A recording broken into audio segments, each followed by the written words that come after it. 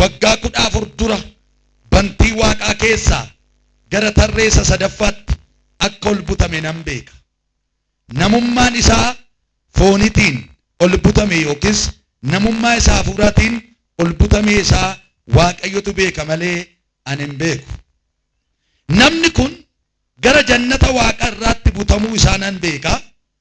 Namummaa isaa foonitiin ol butame yookiis namummaa foonii malee ol butame isaa Waaqayyotu beeka malee ani hin beeku. Inni dubbii dubbatamuu hin dandeenye dubbii namatti himuunis hin taane dhaga'e. Egaa ani waa'ee isaatiif of nan jaja. Ofii kootiif garuu dadhabaa ta'uu kootiin malee waan ani ittiin of jaju hin qabu. Dubbii dhugaa waan an dubbadhuuf of jajuutuun barbaadeeyyuu gowwaan ta'uun ture. Ani garuu namni tokkollee waan ana irratti argeef waan anarraa dhaga'ee caalatti akka ana hin ilaalleef of jajuu nan dhiisa. Mul'ata ammas hin jedhamne sanaaf akkan ol of hin qabnetti wanti dhagna koo keessa taa'ee na waraanu ergaan seexanaa anaaf kenname. Na rukutuu isaatiinis ol of qabuurraa na dhoowwa. Kanas akka anarraa fuudhuuf si'a 3 gooftaa kadhadheera. Inni garuu ayyaanni koo si ga'a. Humni koo dadhabaa keessan akeeka isaa hin raawwatanaan jedhe. Humni Kiristoos ana biraa akka buufatuuf dadhabaa ta'uu kootiin hundumarra caalchisee gammachuudhaan of nan jaja. Egaa Kiristoosiif jedhee dadhabbiitti, rakkinatti, salphinatti, ari'atamuutti, gidiraatti anatti hin tola. Eenyuuf jedhee? Kiristoosiif jedhee. Ari'atamuutti, gidiraatti, salphinatti, dadhabbiitti natti hin tola. Yeroon dadhabutti nan jabaadhaa jedha. Meesunu yeroon dadhabutti nan jabaadhaa jedhame. Eeyyee kutaa kana keessatti Phaawulostu ergaa isaa lammaffaa kana waldaa Waaqayyoo kan ta'an Qorontos biyya Qorontos jedhamu keessatti ergaa kana caafa. Ergaa isa jalqabaa caafee dargaggeessa Ximotewos jedhamutti kennee inni dhaqee isaan biraan ga'e. Waldaa kana keessaa chaalenjii gurguddaatu jira. Waldaa kana keessa rakkoo hamaatu jira. Rakkoon gaa'ilaa jira. Rakkoo waaqa tolfamaa jira. Walii ajajamuu dadhabuu waldaa Qorontos kana keessa jira. Kanaaf yeroo 3tti barreessee jedhu beektonni macaafa qulqulluu. Garuu isa tokko xalayaa hin kukkutanidha. Waan isaan naasisu, waan isaan sodaachisu waan ta'eef. Si'a lammaffaa isaanitti barreesse. Gaa'illi waldaa keessatti maal akka ta'uu qabu. Namoonni waldaa kiristaanaa keessa waldaa Qorontos san keessa jiraatan waan bakkeerra jiru waldaatti ol fidanii gashan. Kanaaf gareen illee waldaa Qorontos kana keessatti uumamee ture. Ani kan Aphiloosi, ani kan Keefaati, ani kan Phaawulosi, ani kan Kiristoosi warri jedhan waldaa kana keessa turaniiru. Gareedhaan wal qoodu, naannummaadhaan wal qoodu. Nama isaan cuube, nama isaan duuka buutu isaan taasiseen ani tinaati, ani anabaluuti akka warra amma bara keenya. Ani kana baluuti jedhu. Kanaaf rakkoo kana furuudhaaf waan baay'ee gochaa ture. Amma furri Waaqayyoo isa gargaara. Ximotewos Qorontos lammaffaa kana keessatti garuu waa'ee mataasaa akkamitti akka rakkinaan qorumsaan isaan gidduu ture. Keessumaa warra waaqa tolfamaa waaqessaniin ari'atama guddaatu Phaawulos irratti ka'e. Warruma waldaa keessaatiinis immoo warra beekna jedhan jiru. Warra tajaajila isaa jaallatan jiru. Warri tajaajila Phaawulos hin jaallanne jiru. Waldaa Qorontos kana keessatti dhiibbaa guddaan iyyuu sarara gahaa ture. Sanarraa kan ka'e ba'aa isinitti hin taane jedhe. Ba'aa isinitti hin taane. Mindaanaan kaffalle. Tolan sin tajaajilaa ture. Kanaaf harka kootiin itti dadhabee nyaachaan ture jedhe. Waldaa kanarraa waa fudhachuun barbaanne Phaawulos. Sin tajaajileera mindaanaa kaffalaan jenne. Sinitti dadhabeera. Waan baay'ee sin gorseera. Jedheeni waarlee irraan gaafan. Haa ta'u malee mul'ata argaa ture Phaawulos. Mul'ata ammas hin jedhamne jedha. Waaqayyo yeroo yerootti itti agarsiisa. Seenaa Phaawulos sirriitti beektu. Badaa waa'ee Phaawulos irratti xiyyeeffachuun barbaadu. Garuu ergaa furri Waaqayyo naaf kenne mata duree akkas jedhu irratti dubbadha. ayyaanni waaqayyoo si ga'a. Mee of qabadhu, ayyaanni waaqayyoo nagaa jedhame. Phaawulos nama dadhabaa kana keessaa waaqayyo hojii isaa hojjechaa ture. Nama diinaan ari'atamu, nama firaan ari'atamu, nama qomoon ari'atamu, nama ollaan ari'atamu, qorratti agabuu taa'utti waan baay'een dabarsaa ture. Firaan doorsifamaa, galaanaan doorsifamaa, dubbii hamaan doorsifamaa, waan baay'eet hojii wangeelaaf jecha haarsaan inni hin kaffallee jiru hamma lubbuu isaa kennutti Phaawulos jechuudha. Kanaaf akkanan of hin tuulle ergaan natti kenname waraansi wayina keessa jira. Phaawulos የተማረ ሰው ነው, nama barate maayimii miti. Miila Gamaali'eel jala taa'ee nama barate, nama beekumsa guddaa qabudha Phaawulos. Akka biyyaatti nama beekamaadha. Luboota biratti beekamaadha. Mootota biratti beekamaadha. Waaqayyo beekumsa isaa sana lafa kaa'ee, jabina dandeettii isaa sana lafa kaa'ee akka inni Kiristoos hin lallabu waaqayyo isa filate, isa waammate. Kanaaf fedha kootiin miti, ergamaa kanan ta'ee fedha isaatiin jedhe. Kan na waame waaqayyoodha. Kanaaf warra mana keessa jiraniifis ergaan qaba, warra bakkee jiraniifis ergaan qaba. Kanaaf ergamaa ta'ee filatameera. Kun immoo dandeettii koo miti, ayyaana waaqayyootiin jedhe.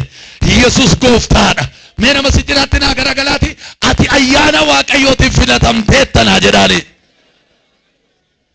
Ayyaanichaan akka filatame kutaa macaafa qulqulluu kana keessa yeroo baay'ee deddeebi'ee dubbata.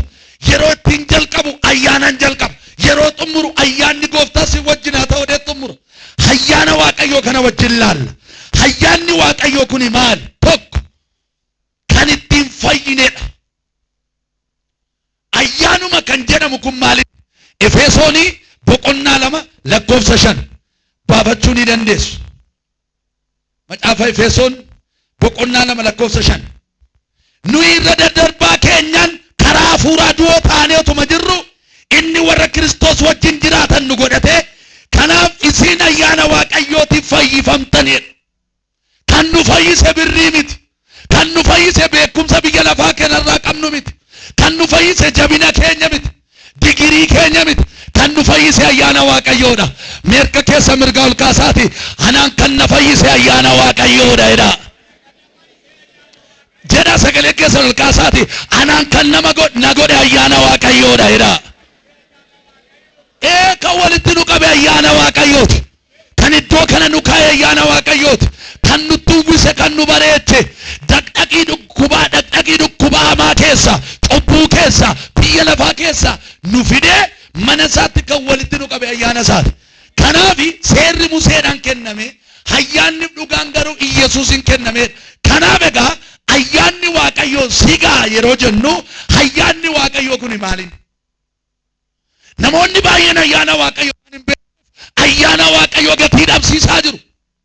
Jireenya isaanii keessatti ayyaana waaqayyoo gatii dhabsiisaa jiru. Isatti fayyan, isatti nama ta'an, isatti guddatan, isatti beekaman ayyaana waaqayyoo gatii dhabsiisaa jiru. Lafarra daddarbaan baay'atetti ayyaanaan nuu dhufu. Gochaa keenya miti. Lakkoofsa 8 irra immoo akkas jedha, isin ayyaana waaqayyootiin jedha. Efesoon 2:8 isin ayyaana waaqayyootiin karaa amantii fayyifamtan. Inni immoo kennaa waaqayyooti malee gocha ofii keessanii miti. Nu keessa namni sangaa kennee fayyan jiru. Nu keessa namni mana isaa kennee fayyan jiru. Ayyaana waaqayyoo tola nuu laatameen fayyin. Tola karaa ilma isaa nuu laatame. Kanaaf ayyaanni waaqayyoo kuni maalin? Kan ittiin nama taanedha, kan ittiin oolledha, kan ittiin fayyinedha. Nama si cinaatti naa garagalaati, ayyaanni waaqayyoo kanatti ittiin fayyiteedha jedhaani. Ayyaanan fayyine egaa seera eeguudhaan utuu hin taane, qajeelummaa mataa keenyaan utuu hin taane, jabina mataa keenyaan utuu hin taane, ayyaana inni tola nuu laate sanaaf fayyine.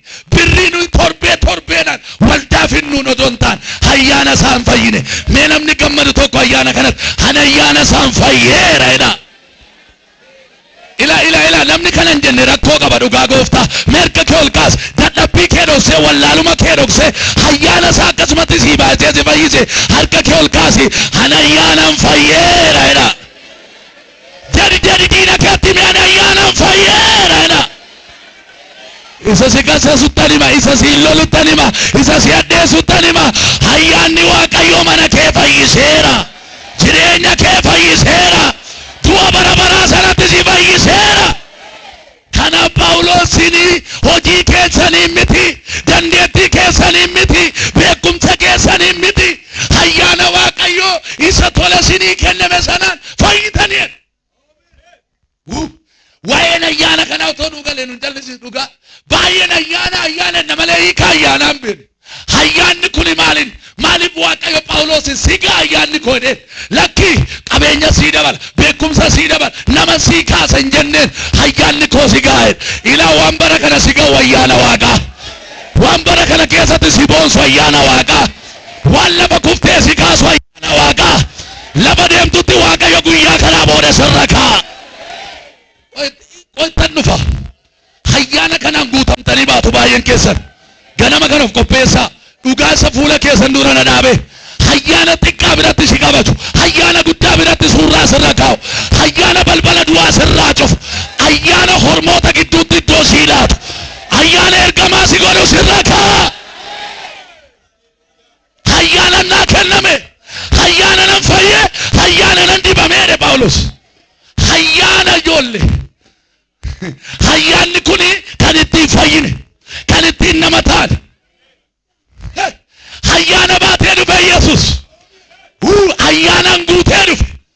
Warra cubbamoota namni maqaa balleessu ofitti qabe. Ilaa mootii warra qaraxxu mootii warra ejjituu jedhaniin. Inni garuu ayyaanaan ofitti qabe. Nama baay'ee irraa gamada du'aa hiikee jireenya bara baraatti ol dabarse. Ergaan sii qaba barana. Ilaa. Seera caalu kan dhaan seera caalu ayyaanni Waaqaa dhufeera. Baranas ayyaanumaan nama taata. Kanaaf ayyaanni Waaqayyoo kun kan ittiin ati fayyite, kan ittiin manni kee fayyi, kan ittiin dhalli kee fayyan, kan ittiin biyyi kee fayyi. Inni kun immoo kennaa tolaati. Ayyaanni Waaqayyoo kun maalottan lammaffaa kennaa tola. Natsaa sixoota. Otoo ganzaman kaffalin. Tola kan sii kenname. Amanuu keerra kan kee tola kan sii laatame. Namni baay'een isa ganan beeku. Ayyaana waan tola namaaf kenne namni baay'een gurgurachaa jira bara kana. Tola jedha ilaakinoo Phaawulosiyyuu. Ayyaana Waaqayyoon karaa amantii fayyitanii innis immoo kennaa tolaati. Kennaa akkamiiti? Kennaa tola. Waan gati qabeessi kun, wanti si fayyise kun, otoo birriidhaan itti baatachuu hin dandeessu. Isa birriin bira ga'uu hin dandeenye kana waan toluma sii laata. Mee nama si jiraatti garagaliiti ayyaanni Waaqayyoo kennaa tolaati jedhaani. Itti mipheenteedhaa kuni galuu qaba. Ayyaanni Waaqayyoo jedhaani. Kennaa tolaati jedhaani. Hin gurguramu hin bitamu jedhaani. Adaraa Rabbi itti dubbadhu. Hin gurguramus hin bitamus na jedhaani. Warra ayyaana Waaqayyoo bituudhaaf yaalii gootanii caammaa bittu, suufii bittu, maqaa guddaa wa ittiin bittu malee ayyaana hin bittan. Zayitiif shukkaara ittiin bittu. Sooftii ittiin bittu irratti isinii tsalliyamu. Ayyaana garuu bitachuun hin danda'amu. Filiiphoos guyyaa tokko ayyaana Waaqayyoo irra kaa'een mandara Samaariyaatti gadi bu'ee wangeela lallabe. Kiristoos gaafa lallabu ayyaana Kiristoos lallabsiisu turreera. Jaamaa arge, duudaa dhaga'e, naaf addiriin. Sanarraa kan ka'e namittiin tokko biyya sana keessatti qoricha namatti gooti. Qoricha namatti gootee dinqisiifatamte mandara sana keessatti eenyu? Simi'oon kan jedhamu namicha xonqaayii wayii jira. Namni baay'een akka Waaqatti salaalu. Gaafa wangeelli dhugaan lallabamu garuu hojiin namichaa duwwaa gale, kisaaraa gale. Namni hundumtuu wangeelatti as dacha'e. Namni hundumtuu isa kana fayyisaan jedhan, isa kana kan boqochiisu jedhan. Namoonni baay'een hidhaa seexanaarraa hiikaman. Sanarraa kan ka'e namichi akka Filiiphoos godhe gochuu barbaadeet horii qabatee dhufe gurba. Horiidhaan bitachuu barbaada. Warri kennaa Waaqayyoo horiidhaan bitachuu barbaadan hin jiru sin argamus. Yoo kana bitatte hin dibamta warra sin jedhan hin dibamta gaafa isa bitatte. Irran deebi'a. Kennaa Waaqayyo tola sii kenne yoo bitatte hin dibamtaan jedhe. Yoo garuu isa tolaa kana gajjette garuu Waaqayyo harrayyuu tola sirratti dhangalaasa. Tola nu dhibee Waaqayyo. Mee akkas tola na fayyiseedhaaf. Namni guyyaa gaafa gooftaa amantan birri isinirraa fuudhame jiraas keessa jirtu sinii deebisin hoo jiraattan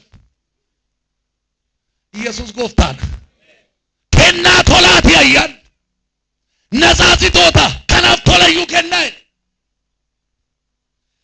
ayyaanni waaqayyoo kun kennaa tolaa gooftaa biraa nuu laatame kan dhaloonni ittiin oolu kan dhaloonni ittiin fayyu waaqayyo abbaan ilma isaa dabarsee nuu laate ilma isaa kana keessa immoo ayyaanatu jira eebbatu jira fayyina jira kan ittiin qulloomnu dhiigaa ulfinaa wayii keessa isaa jira kanaaf dhiiga isaa cabse kanaaf fayyina kanaaf ayyaanni waaqayyoo kun kennaa tolaa amantootaa kennamedha kennaa tolaa waaqayyo akkasumatti warra isaa amananiif kenna warra isa simataniif kenna hin gowwoomina ayyaanni hin bitamu hin gurguramu Filiiphos baatee dhufe birrii Phexros faa bira maaliif baatee dhufe akkuma singoota nan godhaa seexanan baasuu barbaada akkasii du'aa kaasuun barbaada naafa diriirsuun barbaada maal akkuma keessan dinqiin godhaa waa qabatee dhufe harka keessa waa kaa'uudhaaf maaloo Phexros na gargaaredhe bitachuu barbaade bara kana olaaltan ayyaanni kan warra sooressaa duwwaa namatti hin fakkaatu kan tajaajilamaa warruma birrii qabani waan ta'eef kan sagantaa qophaa'u biyya kanallee miti biyya gurguddaatti warra nagaadee godhaaf hiyyeessa akka koof hin qophaa'u ayyaanichi garuu tola sina manaa samanuu baadhaas ameen hin jettu ayyaanichi warra bifa hin qabnetti bifa gochuudhaaf warra homaa hin qabne waa badhaasuudhaaf warra duuba jira fuuldura gochuudhaaf ayyaanichi karaa ilma isaa nuu laatame isa kana eenyurraa bittaga Phexros irraa ayyaanni waaqaa jira dibanni waaqaa jira du'aan harka isaanitti ka'a sanarraa kan ka'e gabaggabatee dhaqee fidii baqaa siifan kennaan jenne ati soriin kee gadi bahi ayyaana waaqayyoo kennaa waaqayyoo birriidhaan bitachuu barbaadden warri birrii waa bitachuu barbaaddan gulluutee miti manni waaqayyoo bakka itti dinnichaaf shunkurtii bitatan miti bakka itti tola ayyaana waaqaa fudhatani ganama kana harka kee ol kaasi ilaahidha waaqayyo kennaa tolaa sii laadha lubbuu isaa tola sii laate isa kaanis toluma sii laata harka kee bal'isi barri kana boodaa baratti ayyaanaan deddeebitu baratti ayyaanaan tajaajiltu baratti ayyaanaan baatee galtu akkasii ta'u ayyaanichi si argatu ayyaanni kun kennaa tolaati hin bitin ayyaana namarraa qotiyoo namarraa bituu hin dandeessa suufii namarraa bitachuu hin dandeessa caammaa bitachuu hin dandeessa waan garaadhaaf ta'u bitachuu hin dandeessa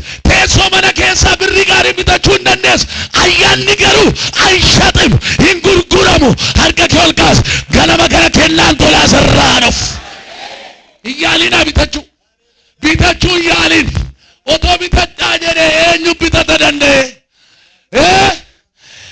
bitata warra xinnoo akka Biil Geet faa warra caabii sana jiran warra addunyaa keessatti sooressoota dhaman malee silaa waaqayyo isaan bichaa biratti hafa waan namni bitachuu hin dandeenye kana fidee nuu kenne waaqayyo saba wallaalaadhaa fidee kenne saba hin barannee fidee kenne biyya dukkanni irra turee fidee kenne ayyaanni qe'ee kee gallaan bareeddee mati ayyaanni mandara kee gallaan nama guddaa taatee mati dur amma kana ayyaana qabdu amma kana simboon qabdu amma kana bareeddu kasi bareechee mana isaa si kaaya ayyaana isaa ayyaanni koo si ka'a ayyaanni kun kennaa tolaati Roomaa 5:5 irraa argachuu dandeessu dafee dafee deem ayyaanni waaqayyoo kun cubbuu keenya dhoksuudhaaf kan nuu laatamedha Roomee 5:20 bakka irra daddarbaan baay'ateetti dhufe Yesuus namni seera kana godhaa kana raawwadhaa jedhame homaa gochuu dadhabeera kana yeroo jennu immoo Phaawulos seeran eegnu jechuu keenya miti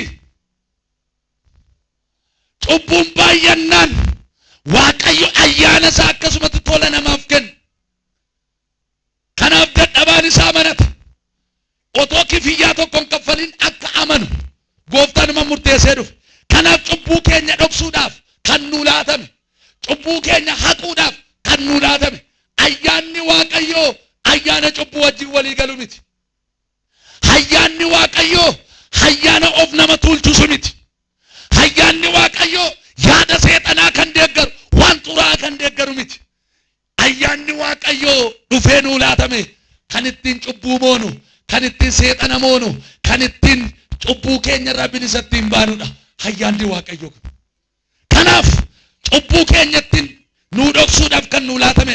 Sadaffaa ayyaanni Waaqayyoo kun hojii Waaqayyoo hojjechuuf kan nu dandeessisu. Namni as keessatti hojii Waaqayyoo hojjechuu kan barbaadu yoo jiraatu ayyaana malee hin ta'u. Ishee gara irratti na dhaggeeffadhaa. Hojiin mana Waaqaa hojii ayyaanaan hojjetamu. Hojii filsifinnaa barnoota biyya lafaan hojjetamu miti hojii Waaqaa. Iddirii afooshaa safaraa geggeessuuf mana Waaqaa geggeessuun garaagari. Beekumsa biyya lafaa caabii sana qabaachuu fi beekumsa wangeelaa qabaachuun garaagari. Warri beekumsa biyya lafaa qaban yoo dhufani ayyaana waan hin qabneef homtuu ittiin hin ta'u. Homaa jijjiiramni ittiin hin dhufu. Dadhaboota wangeela beekan, dadhaboota wallaalota garuu Waaqayyo filate. Kan ayyaana irra kaa'e beekaan isaan gitu hin jiru. Ogeessi isaan gitu hin jiru. Kanaaf hojii Waaqayyoo hojjechuudhaaf kan nu dandeessisu ayyaana Waaqayyooti. Roomaa 15 lakkoofsa 16 dhaqnee ilaalla. Phaawulos waa'ee ayyaana kanarra deebi'ee dubbate. Akkas jedha nan dubbisa. 15:16 ani warra saba Waaqayyoo hin ta'iniif hojjetaa Kiristoos Yesuus ta'e wangeela Waaqayyoo akka lubaatti hojjechuudhaaf ayyaana argadheera. Maalan argadhe? Warra wangeela biraan gahin wangeela biraan ga'uudhaaf luba mana isaa ta'uudhaaf ayyaanan argadheera. Kan lallabamu ayyaanaan, daaqonii kan ta'an ayyaanaan, faarfataa kan ta'an ayyaanaan, geggeessaa kan ta'an ayyaanaan. Amma garuu isa dhiiste waldaan ayyaana dhiistee birri eenyu kennaa, eenyu jaarsa waldaa godhanna, eenyutu xinnoo foon qaba, eenyu bifa qaba, eenyu akkas godhanna jedha. Waaqayyo immoo ayyaana barbaada. Mucaa ayyaanni reetu, mixoo ayyaanni reetu. Meeqa kolkaas biyya namni nama tuffate keessatti waan ayyaana guddaa sarraa kaa'u. Warri ayyaana qaban biyya yoo geggeessan, waldaa yoo geggeessan, kuwaarii yoo geggeessan, mana isaanii yoo geggeessan, jireenyi isaanii nagaadha, biyyi sun nagaadha, waldaa suni nagaadha. Harka kee ol kaas. Waaqayyo ayyaana si haa badhaasu ganama. Ayyaanan argadhe. Mee nama si cinaatti garagali hojii Waaqa hojjechuu yoo barbaadde jedhaani. Ayyaana duusii argadhu naa jedhaani. Eeyyee. Ani warra saba Waaqayyoo hin ta'iniif hojjetaa Kiristoos Yesuus ta'ee wangeela Waaqayyoo akka lubaatti hojjechuudhaaf ayyaana argadheera. Akkasitti warri saba Waaqayyoo hin ta'in hafuura qulqulluudhaan addaan baafamanii akka aarsaatti Waaqayyo duratti akka fudhataniif isaaniif nan hojjedhaa. Ee'uuf hojjeta. Warra nama dha'aniif hojjeta. Warra misgaana hin jenneef hojjeta. Ayyaana kanatu irra jira waan ta'eef. Ayyaanni Waaqa sirra jiraannaani warra keessa jira, warra fayyaniif duwwaa yoo doon taane warra hin fayyine, warra hin amanne azaabotaaf hin hojjeta. Isaaniif hin hojjedha. Isaaniif hin waamame. Kan kana na godhe immoo ana miti, dandeettii koo miti. Ayyaana dha'e. Harka kee ol kaafadhu. Ayyaana ittiin lallabdu, ayyaana ittiin dhugaa baatu, ayyaana ittiin lubbuu haaraa fiddu, ayyaana ittiin waldaa ijaartu, ayyaana ittiin du'aa kaaftu. Waaqayyo barii ganama kana maal harka kee ol kaas irratti haa dhangalaasu. Fudhadhu ayyaanichi ishee argatu. Ayyaanni sirra dhumnaan akka mana geggeessan hin beektu, akkamitti akka biyya geggeessan, akkamitti akka of geggeessan. Maaliif ayyaanichatu kana godha? Ayyaanni Waaqayyoo kuni akka ati hojjettuuf kan si dandeessisu. Hin danda'e waan baay'ee. Keessaa hin baqanne rakkina keessatti, qorumsa keessatti ayyaanni Waaqayyo irra kaa'e sun isa dandeessise. Eenyuun? Phaawulosin. Kanaaf akkan isaaniif aarsaa fudhatamaa akka ta'utti isaaniif an aarsaa ta'a jechuu barbaadaa jira. Lubbuu koo isaaniif han kenna. Kanaaf mandara wangeelli hin galle baay'ee galchee Phaawulos. Ayyaanicha akkas godhe. Waldaa dhaabuun ayyaanan malee hin ta'u. Birriidhaan hin ta'u. Beekumsa mataa keen hin ta'u. Saba walitti qabuun ayyaanan malee hin danda'amu. Mucaan mana keetiyyuu sin dhaga'u. Mee harka kee ol kaafadhu. Ayyaana ittiin bulchitu, ayyaana ittiin geggeessitu, ayyaana ittiin waaqessitu. Waanni barii ganamaa kana samii banee sirratti haa dhangalaasu. Warri ameen jetta siniif haa ta'u. Ayyaanni kun maal inni? Hojii Waaqayyoo akka hojjennuuf kan nu dandeessisu. Ayyaana malee hojii Waaqa hojjechuu hin dandeessan. Hojii Waaqayyoo hojjechuu kan nu dandeenyu yoo ayyaanni Waaqa nurra jiraate. Dhageessanii? Nama ayyaana qabutu hojii Waaqa hojjeta. eessumattu siimboo qabu warri akkasii. Kanaaf ayyaanni kun maali yoo jettan ansigaa jechaanii jiru Waaqayyo Phaawulosiin ayyaana hojii isa hojjechiisu. Ayyaana Waaqayyo kana maqaa dha'uun dhiisu Phaawulos. Kanaaf inni ittaanu ayyaanni kun maaliin humna Waaqayyooti. Qorontos isa lammaffaa 12:9 jira. Akkas inni garuu ayyaanni koo siga humni koo dadhabaa keessan akeeka isaan raawwata. Ayyaanni Waaqayyoo kun humnadha. Humna ittiin namni deemu, humna ittiin namni hojjetu, humna namni ittiin waaqessu, humna namni ittiin tajaajilu, humna ittiin namni mana isaa keessa dhaabatu. Humni koo dadhabaa barbaada. Humni Waaqayyoo humna biraan barbaada. Dhageessanii? Humni Waaqayyoo dadhabaa barbaada keessaan hojjechuudhaaf. Dadhabaa keessan akeeka koo fiixaan baa jedhe. Ati dadhabaadha. Amman barattee yoo ta'e ati dadhabaadha. Namni dadhabaadha batalee. Kanaaf waan ani ittiin of jajuun qabu jedhe. Ay waldaa hedduu dhaabeera. Kan akka koon jiru ineen liyyuu agalgaa ineen. Jedhee yoo inni of tuuluu barbaadu waraansi wayina keessa jiraa jedhe. Ganna qabaa jedhe. Akkani of hin tuulle na godhe. Kufaatiin jalqaba waldaa keessattis bakkeettis maali yoo jettan jaalala horii qabamuu miti. Of tuulummaadha. Hatu sagaagaluu miti kufaatiin. Of tuulummaan kufaatii sagadeedha.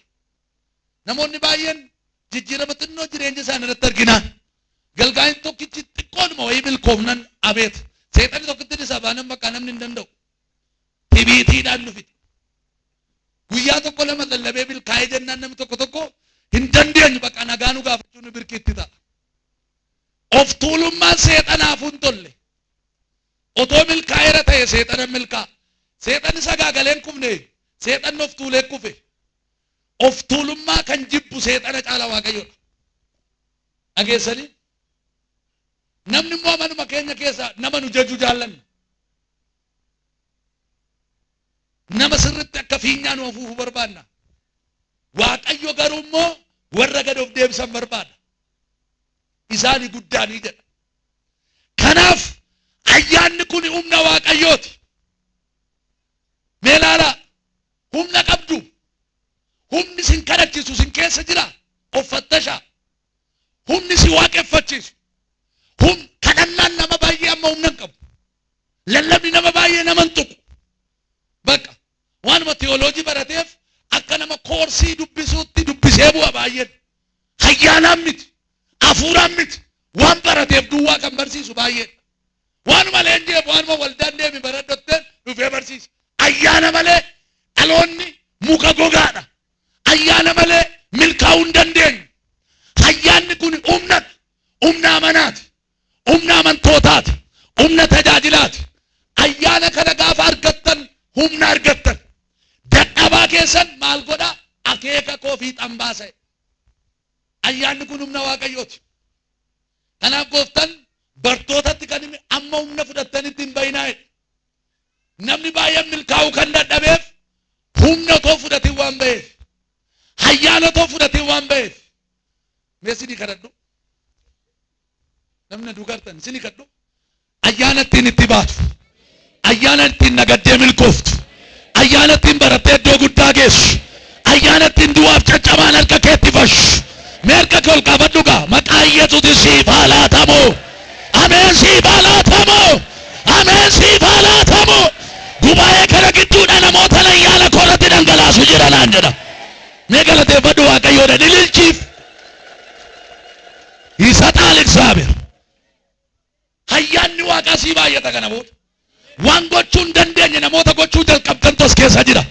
Waan kaleetti milkaa'uu dadhabdan namoonni milkaa'uu jalqabdan as keessa jirtu. Bakka ga'uu dadhabdan namoonni ga'uu jalqabdan as keessa jirtu. Kun immoo maali jennaan ayyaana kootiin hinaan jedha Waaqayyo. Ayyaana Waaqayyo homtuu sirraa fudhatu. Uffata mana kee biyyi sitti namnee sirraa yaafata. Bilbila qabdu hunduma qullaatti si hambisuu danda'u. Ayyaana garuu eenyu sirraan fudhatu.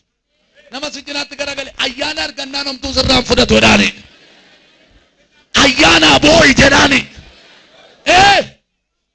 Namni ayyaana qabu qabeenya qaba mul'ata qaba. Namni ayyaana qabu barbaadamaadha.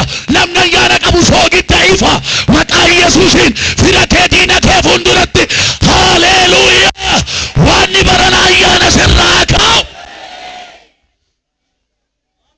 ayyaanni sin salphisu gurbaa ayyaanni iddoo sii laata ayyaanni hawaasa keessaa sin baasu hawaasa si dabala ayyaanni namaa gadi sin godhu eegee sin godhu mataa si godha barana ayyaanatti mul'attu ayyaanatti waaqessitu waaqayyo humna isaa sirra haa kaa'u. Mee nama si cinaatti garagalii ganama kana yoo amante naa jedhaane humna wayii fudhattee naa baata jedhaane hin baataare hin qophooftaa otuma teessanii amma humni wayii sin guuta ayyaanni wayii dhufee si sochoosuu jalqaba lisaana kee kufe kan kaasu abjuu kee bade kan deebisu karaa si harkaa bade kan sitti agarsiisu ayyaanni tokko si argata mana jirtu biyya jirtu naannaa jirtu keessatti kan ittiin kabajamtu kan ittiin waltajjii argattu kan ittiin foolii gaarii sirraa mul'atu waaqayyo ayyaana sirra kaa kottaa gara ayyaana waaqayyo barbaadutti deebina hin bareeddu ayyaana waaqa malee hammam suufii meeqa bitadhu hammam qibaatii meeqa ofitti laqallaqi dhugaa waaqa sitti hima namni ayyaana waaqaa qabu otuman dibatiin calaqqisa otuma salbaajii uffatee yurraa bareeda namni ayyaana waaqaa qabu hoo namni itti dubbachuu sodaata wajjin haasa'uu sodaata barana akka kabajamtutti ayyaanni wayii sirra dhufa warra iddoo lamaan laannatti iddoo sii laata biyya jalduutti otoo seegalii gamatti of argita waanni nama barbaaduun beeku as keessa ayyaana koo sirra kaa jedha Yesuus ayyaanni waaqa namarra bu'uun beekon of qopheessa warri xixiqqootaa warri jajjaboon umuriin kootti siqeera nan barbaachisu hin jedhin galgala kee kan tolchu ayyaana nama guddaa kasi godhu ayyaana abbaa manaa kee fuulduratti iddoo kasii kennu ayyaana akkatti nama nageessu akka namni si dhaga'u kan godhu ayyaana waaqayyomti bara kana keessa ayyaana sirraa fudhatin ati beekteen qabattu taanan sirraa fudhata isatu sirraa fudhata suma kenna waan ta'eef humna waaqayyooti ayyaanni kun humna dadhabaa keessan hojjetu humna wallaalaa keessan hojjetu wallaalaa baay'ees baaseetu iddee oom tamaaree akka nama tamaareetti haasa'a ይህ ጴጥሮስ ጀቻ ቱረን ኢየሱስን ወቻ ቱረን ብዙ ትምህርት የለውም ግን ቃሉ በጣም ኃይለኛ ነው ባየ ሰገሌን ሰከሳበው በርሲዝን በርሲዝ ዋንጥኖ በረቴ ኡምነ ጉዳቱ ራሙለት አያኑ ዋጋ ጋር በሰረዱፈ ደደቢ ከሁንዱማ ዶክሴቱ ወላሉማ ከሁንዱማ ዶክሴቱ ነመ ቢረት ፍደተም ሲላት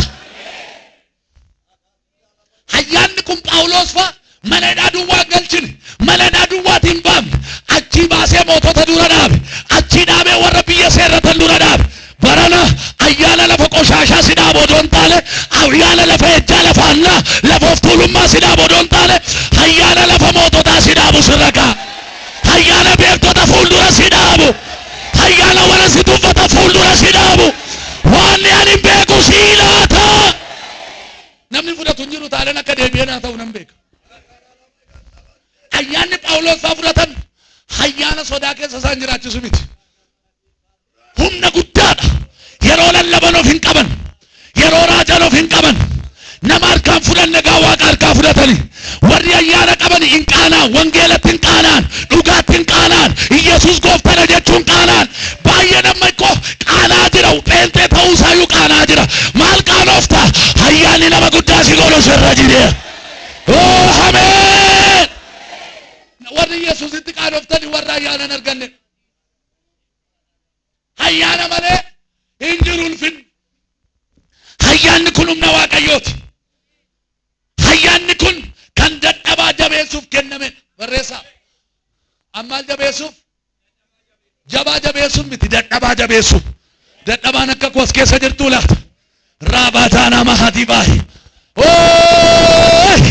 yoon dubbadde badaadhimman baasu yoon kadhadhe maanaan nagaan warra itti turtan warra of tuffattan waan akkana jedha ayyaana si jabeessu sirra kaa ayyaana dura koo si dhaabu sirra kaa ayyaana ittiin na kadhattu sirra kaa kadhannaan umtuume obboleessa koo ayyaana malee hin taatu dhageesse tajaajila ayyaana malee hin miidhagdu uffay yoo ayyaanni waaqayyoo jiraateedha kan waan hunduu ta'u waldaa keessatti merka keessa ol kaasa yaa gooftaa jedha na duukaa waan biraa oona dhoowwattee yuudha ayyaana keenya dhoowwatin jedhame hafuurri kee duwwaan nagaa jedha jedhime ayyaanni kee duwwaan nagaa jedha yoo deegnee namaa gadi taateyyuu ayyaana argadhu yoo fira biratti ollaa biratti kabaja dhabdeeyyuu ayyaana waaqayyoon caali dibata waaqayyoon caali. bara jiraatan soorummaa biyya lafaarra soorummaa fuudhaa dheebodhaa gaafa soorummaan hafuuraa dhufe soorummaa foonis hin dhufa giddeen laachuu ayyaanichi dahaa sin godhu kadhattuu sin godhu kajeellattuu sin godhu ayyaana caaluu sii kenna akkamiin si dhoowwatan giddeen laachuu dursi ayyaana kadhatu ayyaana barbaade ayyaanni kun kan dadhabaa jabeessuuf kennamedha nuyi dadhaboota cubbuun nu dadhabse haalli nu dadhabse jechi namaa nu dadhabse waaqayyo gooftaan garuu ayyaana ittiin jabaattu sii laata.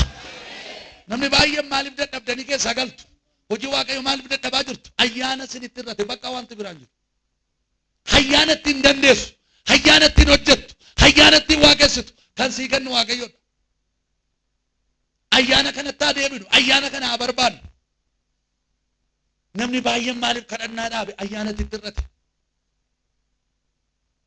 namni baay'een maaliif of kennuu dadhaba ayyaana itti irrate namni baay'een maaliif gad ofii kee waaqeffatu gad ofii kee tajaajilu ayyaana itti irrate ikkoo akka nama maraatee isaan gochaa ture Phaawulos fa'a isaa isaan maraattootaa jechaa ni ture amma warri waaqa hin beekne ikkoo gaafa nu haleluuyaa nu ilaa maraatuun kaatee nu hin barre waan ta'eef ayyaanichi akkana nu godhe otoo argatanii isaanoo fayyaniiru nageessanii hin beekanii ayyaanni kun kan dadhabaa ittiin jabeessuudhaaf waaqayyo kennedha ayyaanni kun kan ittiin biyya lafaa seexanaaf foon mo'anidha ayyaanni kun kan mo'icha kennu seexana kan ittiin moon biyya lafaa kan ittiin moon mataa keenya kan ittiin moon ayyaana kanadha kanaaf ayyaanni kun maaliin kan waan hundumaan guutuu ta'edha dhageessanii biyya lafaa kanarraa wanti isin barbaachisu baay'een isaa hin argamu deemtanii bara jiraattan hundumaa keessatti kanan natti hir'ate jettu namni ayyaana waaqayyoo qabu natti hir'ate hin jedhu naa guute jedha ayyaanni waaqayyoo argannaan ati guutuudha kanaaf ayyaanni koo si ga'aa kan jechaa jiru inni hunduma qaba kan biyyi hin qabne qaba kan mootonni hin qabne qaba kan naggaadeen hin qabne qaba kan namni barate hin qabne qaba ayyaanni waaqayyoo kan ollaan kee hin qabne kan qomoon kee hin qabne qaba ayyaanni waaqayyoo mirga keessa ol kaafadhu yaa waaqayyo ayyaana kee isa humnaan guutu ayyaana keessa hafuura keen guutu ayyaana keessa mul'ataan guutu maqaa Yesuusin nama dheebotu irratti naa dhangalaas warra fudhatu irratti naa dhangalaas warra barbaadu irratti naa dhangalaas warra beela irratti ayyaana kee naa dhangalaas warra dheebuu qaban irratti ayyaana kee naa dhangalaas ayyaanni waaqaa kun hime diina kee fuuldurattuu si kabaja sin salphisu warra si jeesuuf si kaadhimmatan fuuldurattuu si hin boosii kenna hin ajjeefnu jedhu akka Yoosef boolla buufe maalluu godhan ajjeefnu jedhan karoorri isaanii dura hin ajjeefnaadha waaqayyo lakka ayyaana irra kaa'eera siimboo irra kaa'eera bakka deemu hundatti Yoosef hin milkaa yoo ari'atameyyuu nama ayyaana nama mul'ata asitti jibbamta firaan hin dhiibamta ollaan hin jibbamta maatiirraa dhalatteen hin tuffatamta ayyaanni garuu baasee si mul'isa ayyaanni garuu iddoo sii laata. Adakka mandaraa fi maatii ofii nama cabsu hin jiru biyya keessa mandaratti dhalatte maatiin gidduutti dhalatte baay'ee hafuura kee baay'ee ulfaatoodha. Oon ka'ee immoo eessanitti dubbatee immoo diinni Yoosef alaan dhumne warra maqaan abbaa tokko ijoollee garaagaraa yoo ta'aniyyuu Yoosef Raaheeltu isa da'e Raaheel maseentuu turte tokkittuma sana kenneef waaqayyo haati gargari obbolaatu Yoosefin miidhee ajjeesee gurgurate bakka akka du'an murtii du'aayyuu irratti dabarsan kan godhe obbolaadha gaafa mul'ata argu tuffatan nu booda dhalatteen nurratti mul'ataa taate ayyaanni sirra jiraannan otuma inni waggaa 100 taa'u mucaa waggaa 5 ba'ee mul'ata ayyaana kaa ayyaana tokko waldaa keessa taa'ee qancaree eessanachi baasanii immoo eessanachi baate ayyaana baase otoo ati teessu meerga kee ol kaase. Barana namni ayyaanan si dursu hin jiraatin. Fudhadhu gaa namni ayyaanan si dursu hin jiraatin. Caalitii argamee. Namni ayyaana qabu mul'ata qaba, sagalee qaba, abdii qaba. Ayyaanuma jedhamu kana akkamitti arganna? Dafee waan sadan tokko isinitti hima. Akkamitti ayyaanuma jedhamu kana arganna? Tokko Waaqayyotti amanuudhaan ayyaanni kun dhufa. Amanuu jechuun isa harka ol kaasan duwwaa miti. Amanuun seexana kaadeera, cubbuu kaadeera ittiin deebi'u. Hirmiidhaanaa fi armaadha ofiitti hin deebi'anii bakka itti hin deebi'uudhaaf biyya lafaa kana gooftaa amanuu jechuun. Namni garuu isa dhiisetti deebi'e biyya lafaatti. Kanaaf ayyaanni sitti irrate. Kanaaf ayyaanni sirraa fuudhama. Yoo ayyaana kana hin qabattu ta'e hin deebi'e abbaa isaatiif. Ayyaanni kun warra amananiif kennama. Amanaa garaa guutuudhaan. Akka nama amaneetti jiraadhu mana Waaqayyoo keessa. Nama laaltee na deemin. Hiriyaa laaltee na deemin. Raajii darajee laaltee na deemin. Hin gufatta yoo nama laalte. Nama si jiraatti garagalee. Nama laaltee na deemin Waaqa laali deemin ayyaane. Yoo nama laaltee deemtee hin gufattaa jedhin.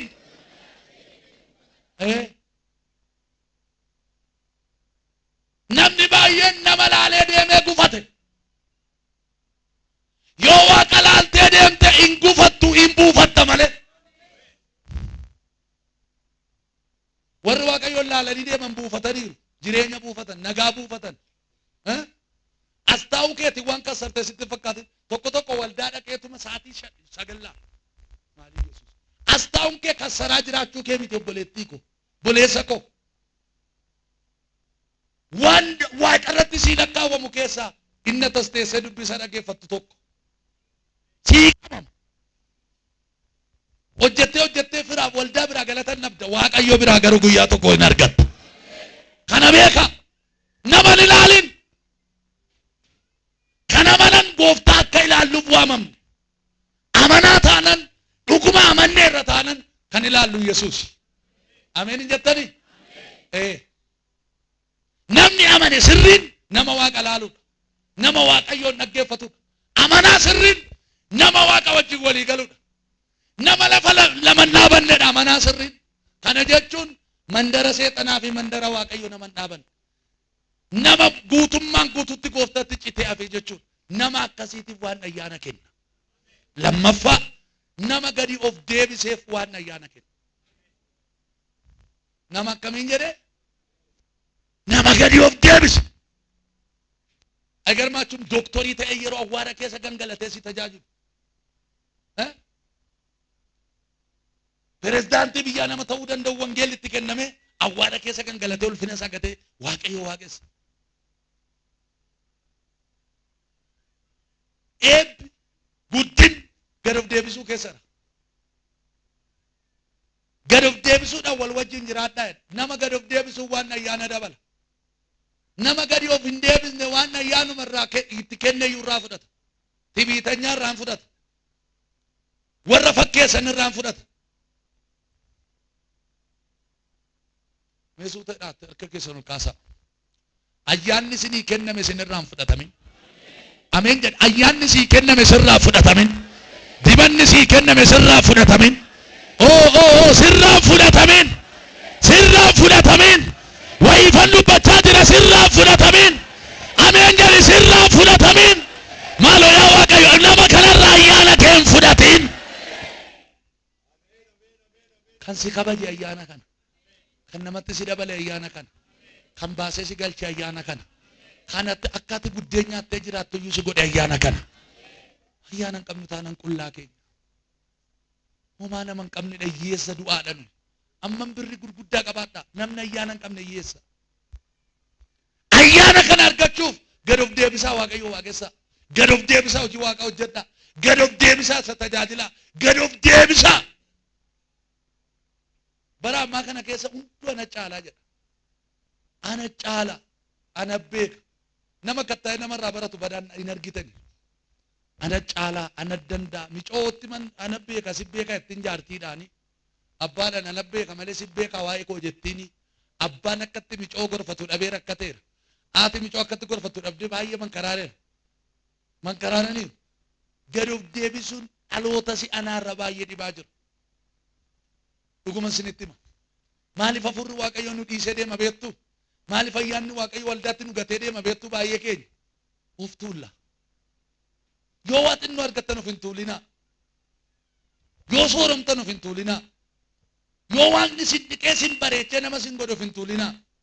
Yoo waan mana sitti ijaare of hin tuulin. Yoo makiinaa si bichisiise of hin tuulin. Kan naa kenne Waaqayyoodha. Ittiin tajaajili mana isaa, ittiin tajaajili hiyyeessa, ittiin tajaajili. Kana gad of deebisuun. Iyesuus gad of deebisuudhaan Waaqayyo waan hundumaarra caalchisee ol isa qabeedha. Maqaarra caalu isaa kenne jedha. Gad of deebisuu keessa guddina jira. Gad of deebisuu keessa ulfina jira. Warri waajjira keessa jirtan gad of deebisaa hojjedha. Warri nagaddan gad of deebisaa nagadaa. Waaqayyo gooftaan biyyatti boosan keessatti isin hin hambisu. Lafatti mataa isin dhukkube keessatti isin hin dhiisu. Waan ulfinaan lafa sanaa si kaasa.